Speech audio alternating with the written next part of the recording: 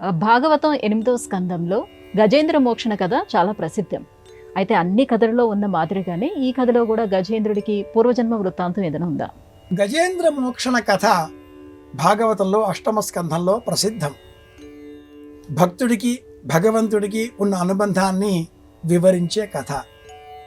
ఒక గజేంద్రుడు తన మదంతో అహంకారంతో అడవిలో ఉండే ఒక కొలనులో నీటిని చిన్నాభిన్నం చేస్తూ పర్యావరణానికి హానికరంగా మారగా ఆ కొలనులో ఉన్నటువంటి మొసలి ఈ గజేంద్రుడి కాలు పట్టుకోవడంతో జ్ఞానం కలిగి పశ్చాత్తాపంతో పరమాత్ముడికి ఆ ఆలయాన్ని మనస్సులోనే నిర్మించుకొని స్తోత్రం చేస్తాడు ఆ గజేంద్రుడు. కలడందురు దీనుల ఎడ కలడందురు యోగి వంద్య గణముల పాలిన్ కలడందురు అన్ని దిశలను కలడు కలండనడి వాడు కలడో లేడో. ఇలా సందేహంతో ఉండే ఆ గజేంద్రుడు కలడు అని నిశ్చయించుకొని ప్రాణంబులు ఠావులు తప్పి మేనుడస్తి తనువున్ ఉడకిన శ్రమం బయ్యడిని రావే ఈశ్వర కావవే వరద అంటూ ప్రార్థన చేస్తాడు. ఈ గజేంద్రుడికి పూర్వజన్మ వృత్తాంతం ఉందా?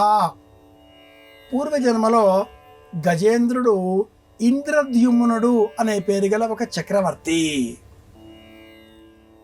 దుర్వాస మహర్షిని పరాభవించిన లేక నిర్లక్ష్యం చేసిన కారణం చేత ఇంద్రద్యుమ్నునకు ఇలా మదంతో ప్రవర్తిస్తున్నావా, మదగజంగా జన్మించు అనే శాపం లభించడంతో ఈ జన్మలో ఇలా ఏనుగుగా జన్మించి మదగజంగా తన వెంట ఉన్నటువంటి ఆడ ఏనుగులను చూచి భ్రమించి ఇదే నా జీవితం అంటూ అడవిలో ఉండేటటువంటి వేలాది లక్షలాది వృక్షాలను ధ్వంసం చేస్తూ మాతులంగల వంగలంగ చూతకేతకి భల్లాదక అమ్రాడక పనస బదరీవకుల వృక్షాలన్నింటినీ కూడా విధ్వంసం చేస్తూ ఆ కొలనులోనికి రావడంతో ఆ కొలనులో ఉన్న ఒకానొక మొసలి ఈ గజేంద్రుడి కాలు పట్టుకుంది.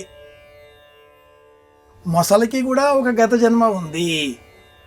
హహా హుహు అనే పేరు గల గంధర్వుడు శాపకారకంగా ఇలా మొసలిగా జన్మించినట్లుగా మనకు పురాణాలు తెలియజేస్తాయి. భాగవతంలో ఇంద్రద్యుమ్నుడి వృత్తాంతమే ప్రసిద్ధం. మనం కూడా జీవులం, ప్రాణులం, మనుష్యులం. సంసారమనే ఈ సరస్సు లేక సాగరంలో పడి కొట్టుకుంటున్నాం. ఇందులో ఉండి కూడా భగవద్ధ్యానం చేస్తూ తామరాకు పైన నీటి బొట్టిలాగా ఎలా బ్రతకాలి అని చెప్పడం కోసమే భాగవతంలో 8వ స్కంధంలో ఉన్న గజేంద్ర మోక్షణ కథ.